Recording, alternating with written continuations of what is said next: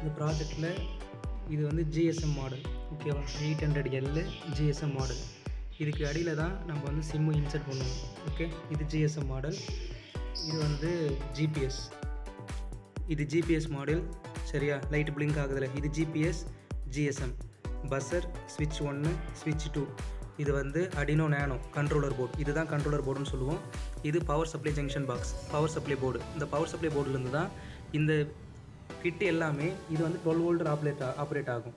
இந்த GPS வந்து 5 வோல்ட்டில் ஆப்ரேட் ஆகும். இந்த Arduino Nano வந்து 5 வோல்ட்டில் ஆப்ரேட் ஆகும். So different type of net வந்து நம்மளுக்கு தேவை.